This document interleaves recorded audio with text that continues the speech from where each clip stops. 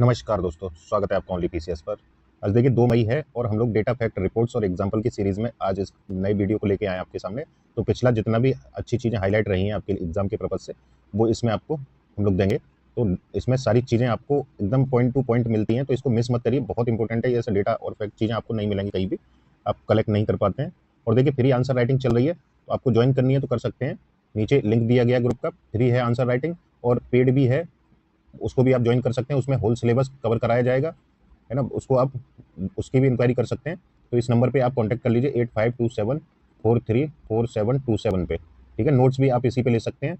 और देखिए जो प्री के लिए आपकी काफ़ी क्वेरी आ रही है कि प्री अभी काफ़ी एक्सटेंड भी हो गया है, तो इस बीच में हम लोग क्या करें, मेंस के साथ साथ में प्री कैसे पढ़ें? तो देखिए आपके लिए एक सीरीज हम लोग शुरू करने जा रहे हैं। अगर आप इच्छुक हैं तो इससे जुड़ सकते हैं। इसमें क्या रहेगा कि आपके जितने भी आज तक प्रश्न आए हैं उनको ऑब्जेक्टिव फॉर्म में, जैसे आप टेस्ट देते हैं तो 150 प्रश्न उसमें रोज मिलेंगे आपको। 150 प्रश्न डेली मिलेंगे, 50 सुबह, 50 दोपहर, 50 शाम। तो इनको आप कभी भी जैसे फ्री हो 5-10 मिनट के लिए लेके बैठ जाइए और लगाते रहिए। तो इतना आप अभी से करते रहेंगे तो देखेंगे कि आपको गैसिंग पावर इतना बढ़ जाएगा इसमें कि आप ना आते हुए क्वेश्चन को भी सही कर लेंगे। तो ये हम जब तक चलेगा सीरीज प्री एग्जाम तक, ये ऐसे ही चलता रहेगा और कंप्लीट चीज़ें आपकी कराई जाएंगी। और जब जरूरत होगी तो इसमें करंट के भी क्वेश्चन कराए जाएंगे जहां जरूरत होगी। और जो भी गलतियां आप करते हैं जैसे पुराने पेपर पढ़ने में, उनको बार बार आपको क्विज में दिया जाएगा, तो आप इससे बहुत लाभ मिलेगा इस सीरीज से। ठीक है, इससे जुड़ने के लिए भी आप इस पे संपर्क कर सकते हैं। और इसकी मात्र फीस 99 रुपीज़ है। और ये पूरे जब तक आप दीजिए इन टेस्टों को, आपकी इतनी ही फीस है इसमें।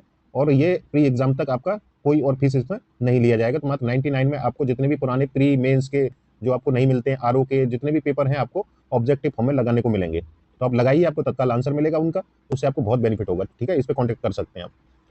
चलिए शुरू करते हैं। देखिए एक एग्जाम्पल हाईलाइट रहा है इसमें आपका सोशल जूरिस्ट। इसको आप डाल सकते हैं एनजीओ में। ये एनजीओ है सोशल जूरिस्ट।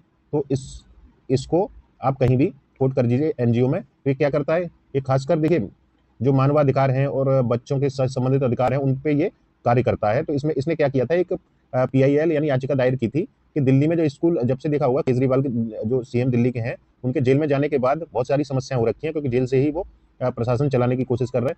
तो यहाँ पे समस्याएं हो रही है। तो दिल्ली में स्कूली पाठ्यक्रम सामग्री उपलब्ध नहीं हो पा रही है दिल्ली के स्कूलों में। तो इस पर याचिका दायर की थी इस एनजीओ ने।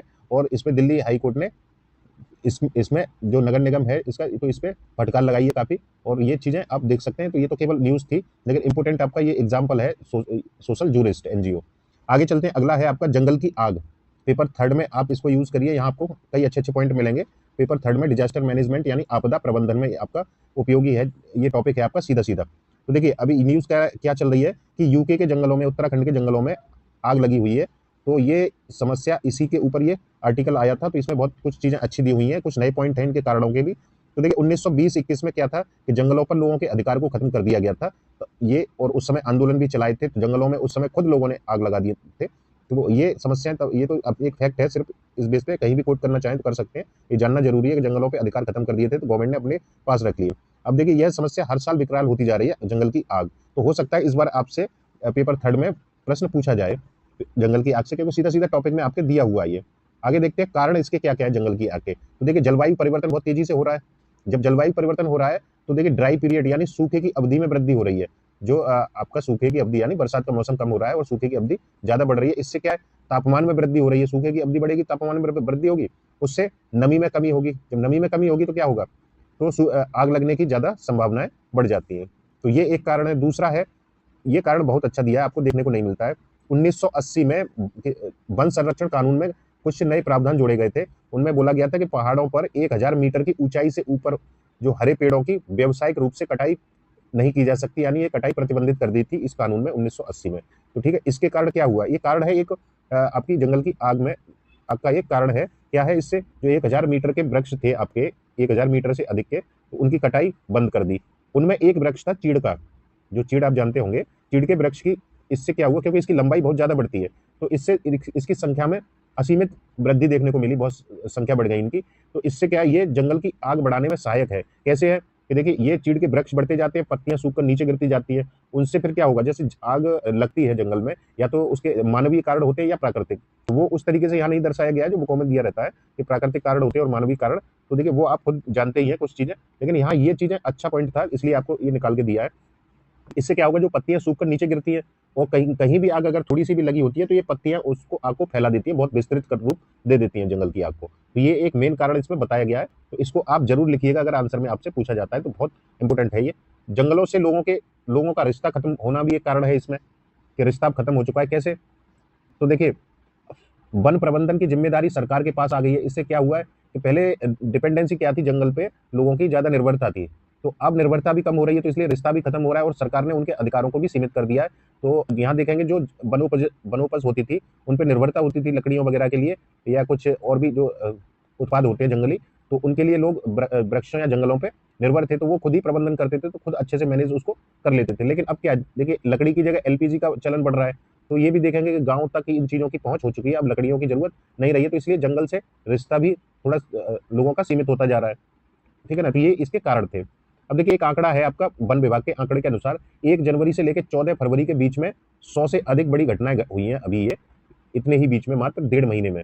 तो ये एक बहुत बड़ा विस्तृत रूप है, इसको आप इंट्रोडक्शन में डाल सकते हैं कहीं भी, या कंक्लूजन में आप इस डेटा का यूज कर सकते हैं कहीं भी। ठीक है, तो ये एक बड़ा कारण है, 100 से अधिक ऐसी बड़ी घटनाएं घटी हैं। तो ये था हमारा पहला।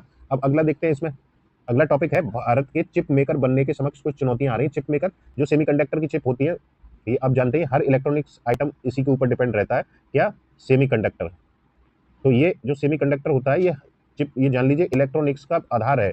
हर जितने भी आप मोबाइल चला रहे हैं या डिवाइस जो भी आप देख रहे हैं इस वीडियो को, तो ये सब इसी के ऊपर निर्भर करता है कि जो चिप के बिना इसमें चीजें असंभव हो जाएंगी। तो इस चिप के संबंध में देखिए कुछ चुनौतियां हैं, वो यहाँ दर्शाई गई हैं। कि पहले तो ये देखिए कि 90% चिप की आपूर्ति कौन करता है, तो एक ताइवान छोटा सा देश है जिसका एकाधिकार मान लीजिए इस पे, कि 90% तक सप्लाई कौन कर रहा है? ताइवान। तो ताइवान की कंपनियां अपने जो उपक्रम है उनके चीन में लगे हुए हैं, चीन से वो भारत में शिफ्ट करना चाहती हैं, लेकिन कुछ उनकी शिकायतें हैं इस संबंध में। उनकी 4 मुख्य शिकायतें हैं, क्या क्या है? तो भारत के लिए, जो भारत में शिफ्ट करना चाहते हैं, कि यहाँ पे एक तो जटिल प्रशासनिक ढांचा है, जो ढांचा है आपका प्रशासनिक, वो वहाँ से परमिशन लेना और उस सब के लिए डॉक्यूमेंटेशन ज़्यादा होता है, तो वो सारी प्रशासन जटिल है यहाँ का। और अनुभवी इंजीनियर्स की कमी है यहाँ। कंपोनेंट आयात पर भारी शुल्क है, अगर हम बाहर से कुछ भी आयात करते हैं कि कोई भी कंपोनेंट, तो उस पर शुल्क ज़्यादा है, तो उससे क्या होगा? उत्पाद महंगा हो जाएगा। कमजोर इंफ्रास्ट्रक्चर है, अभी भी इंफ्रास्ट्रक्चर इतना अच्छा नहीं है। तो ये 4 कंसर्न्स हैं किसके? आपके चिप निर्माता कंपनियों के, भारत से संबंधित। तो इनको सुलझाने की जरूरत है। और देखिए, इसमें सरकारी एवं निजी प्रयास देख लीजिए क्या क्या हो रहे हैं इसमें। तो देखिए, एक समर्पित टास्क फोर्स का गठन किया है, इंडिया सेमीकंडक्टर मिशन की शुरुआत की गई है इसमें, तो ये एक अच्छा कदम है। और कुछ निजी प्रयास भी हैं, जैसे टाटा पीएसएमसी, ये जो कंपनी है, इसके साझा प्रयासों से पहली फैक्ट्री तैयार हो रही है, अभी ये बन रही है, तो इसको अभी थोड़ा समय लगेगा। और माइक्रोन नामक एक कंपनी है, माइक्रोन, तो ने भी अपनी पैकेजिंग इकाई ये भी लगा रही है अपनी। तो ये 2 कंपनियां इस पे काम कर रही हैं भारत में। तो अब सरकार भी इसमें समर्थन काफी दे रही है। तो अभी आपने देखा होगा, कुछ समय पहले की न्यूज थी कि प्रधानमंत्री मोदी ने इसके उद्घाटन किया है, जो टाटा वाली जो है इकाई जो लग रही है। तो ठीक है, आपको ये कमेंट बॉक्स में बताना है कि कहाँ पर लग रही है इकाई, और आगे कहाँ पे लगाए जाने के लिए चुनाव हुआ है जगहों का। ठीक है, उपाय कुछ देख लीजिए। तो देखिए, R&D पर बजट व्यय में वृद्धि की जाए, यानी बढ़ाया जाए बजट व्यय, क्योंकि बहुत कम है हमारे यहाँ। ये भी समस्या है कि जो अच्छे इंजीनियर्स हैं, IITs वगैरह बनी हुई हैं, तो वो सब क्या होता है, ज्यादातर फॉरेन चले जाते हैं, क्योंकि वहाँ अच्छा पैकेज वगैरह मिलता है। यहाँ पे पैकेज की भी समस्या है, और रिसर्च के लिए भी उन्हें वहाँ पे अच्छा व्यय किया जाता है। हमारे यहाँ वर्तमान में रिसर्च R&D पे, यानी शोध पे कितना व्यय हो रहा है? तो बजट का मात्र 0.6% ही व्यय हो रहा है, जो कि बहुत कम है। इसको बढ़ा के 1 से 2% के बीच में करने की जरूरत है। तो ये उपाय में आप डाल सकते हैं। एक ये अगला उपाय है, ग्लोबल मीट समिट मीट हुई थी तमिलनाडु में अभी, तो उसमें कुछ एक्सपर्ट्स ने ये सलाह दी है भारत सरकार को, एक सलाह दी है, तो इसे भी आप कोट कर सकते हैं सुझाव में। बहुत अच्छी सलाह है ये भी, कि एक्सपर्ट ने सलाह दी है कि भारत सरकार मैन्युफैक्चरिंग की जगह डिजाइनिंग पर जोर दे। किस पे? डिजाइनिंग पर जोर दे। इसमें हमारा महारत भी हासिल है, और इसके लिए हम लोग तैयार भी हैं। अभी मैन्युफैक्चरिंग के लिए हम लोग के पास बहुत सी चीजें उपलब्ध नहीं है यहाँ पे, अब ऊपर कमियां देखी चुके हैं। तो ये सलाह थी ग्लोबल मीट में एक्सपर्ट्स की, तो इसको आप डाल सकते हैं। तो ये है। अब देखते हैं अगला डेटा, देखते हैं पेपर 3 से रिलेटेड कुछ इंपॉर्टेंट डेटा है, तो इसको आप अपने एग्जाम में कोट कर सकते हैं। देखिए, MSME से संबंधित डेटा है कुछ, इसको आप कहीं भी पूछा जाए तो आप डाल सकते हैं। कृषि के बाद दूसरा सबसे अधिक रोजगार प्रदाता क्षेत्र है ये MSME क्षेत्र, लगभग 11.1 करोड़, यानी 11 करोड़ ही लगभग मान लीजिए कि रोजगार ये देता है। पूरे कार्यबल का लगभग 45% योगदान रखता है ये पूरे कार्यबल का, और GDP में 30% योगदान है इसका, किसका? MSME का। विनिर्माण क्षेत्र में योगदान कितना है? 45% है। वहीं कुल निर्यात में देखेंगे तो ये 48% योगदान हो जाता है। ठीक है, तो ये MSME से संबंधित डेटा था। अब देखते हैं खाद्य प्रसंस्करण क्षेत्र से संबंधित कुछ डेटा है, तो ये शॉर्ट में इसको एफपीए यानी फूड प्रोसेसिंग एरिया इसको बोला जाता है, इसको आप शॉर्ट में समझ लीजिए। अभी देखिए इस पे काफ़ी हमारे अपॉर्चुनिटी है इसके लिए, खाद्य प्रसंस्करण के लिए, क्योंकि बहुत से उत्पाद ऐसे हैं जो कि जल्दी खराब होने वाले होते हैं, तो उनको अगर निर्यात वगैरह बढ़ाना है तो उनको संरक्षित या प्रसंस्करण उनका जरूरी होता है। तो देखिए प्रसंस्करण भारत में बहुत तेजी से बढ़ रहा है, इस दिशा में 9.97 यानी लगभग कितना 10% चक्रवर्ती वार्षिक दर से ये बढ़ रहा है आपका खाद्य प्रसंस्करण क्षेत्र, है ना। तो ये आप डेटा यूज कर सकते हैं, प्रतिवर्ष के हिसाब से ये बढ़ रहा है जो, और कुछ योजना इससे संबंधित है। अगर खाद्य प्रसंस्करण क्षेत्र पे आपसे पूछता है तो कुछ योजनाएं डाल दीजिए, जैसे पीएम किसान संपदा योजना है, पीएम सूक्ष्म खाद्य प्रसंस्करण उद्यम योजना है, पीएलआई स्कीम भी चलाई जा रही है, प्रोडक्शन लिंक्ड इंसेंटिव स्कीम, तो ये भी सरकार इस पे इंसेंटिव्स वगैरह देती है, तो ये भी चला रही है। 100% एफडीआई स्वचालित मार्गों से इसमें अनुमति है, इसमें खाद्य प्रसंस्करण क्षेत्र में निवेश बंधु पोर्टल जैसी सरकारी उपाय ये किए जा रहे हैं। तो ये है आपका खाद्य प्रसंस्करण क्षेत्र पे बेसिक। आप इसी का आपको क्या काम करना है, बेसिक आपको खुद से खोजना है इसका, जो भी आपके पास नोट्स हैं वहां से रिवीजन करिए और इस डेटा को उसमें एड ऑन आपको करते रहना है साथ साथ में, ठीक है। तो ये कैसा लगा वीडियो, और जो भी हमारे वो इनिशिएटिव जो चल रहे हैं उनसे जुड़ना चाहते हैं तो आप इस नंबर पर संपर्क कर सकते हैं 8527434727। नोट्स चाहिए या आपको आंसर राइटिंग करनी है मेंस की, तो ये मात्र अभी आपकी 599 में आपकी अवेलेबल है। फिर आपको ये एंट्री आपको मुश्किल हो जाएगी, ये 1 तारीख से ही शुरू हुआ है तो आपके पास समय नहीं है, 1 मई से ये शुरू हो चुका है, तो अभी इसमें आप ज्वाइन कर सकते हैं। तो इसी नंबर पे आप संपर्क कर सकते हैं इस पे। और देखिए 99 वाले पैक के प्री वाले पैक से भी जुड़ सकते हैं। इसमें क्या रहेगा, 150 क्वेश्चन पर डे मिलेंगे आपको, तब तक मिलेंगे जब तक आपका प्री नहीं हो जाता है। जो भी आरओ एआरओ पीसीएस या अदर स्टेट की जो तैयारी करते हैं उन सबके लिए बेनिफिशियल है। इसमें घटना चक्र से लेके आपके पुराने ईयर वाइज जो पेपर हैं और जितने भी हैं यूपी आयोग के, वो सारे पेपर ऑब्जेक्टिव फॉर्म में आपको दिए जाएंगे, तो आप उनको डेली सॉल्व करते रहिए और अपना एनालिसिस करते रहिए, ठीक है। तो कोई भी आपकी जरूरत की चीजें सारी इस चैनल पे, चैनल केवल आपको यूपी पीसीएस के लिए ही डेडिकेटेड है। जो भी आपकी यूपी पीएससी के एग्जाम होते हैं उन्हीं के से संबंधित आपको ये चैनल मिलेगा, इस पे वही चीजें मिलेंगी आपको। तो कैसा लगा वीडियो कमेंट में बता सकते हैं, कुछ सुझाव देने हो तो वो भी बता सकते हैं। बाकी अच्छा लगे तो लाइक शेयर भी कर दीजिए औरों के पास भी, जिससे लाभ मिले औरों को भी। और अभी तक चैनल से नहीं जुड़े हैं तो आप जुड़ जाइए, क्योंकि बहुत कुछ मिस कर देंगे आप, ठीक है। चलिए इसमें इतना ही है, थैंक यू।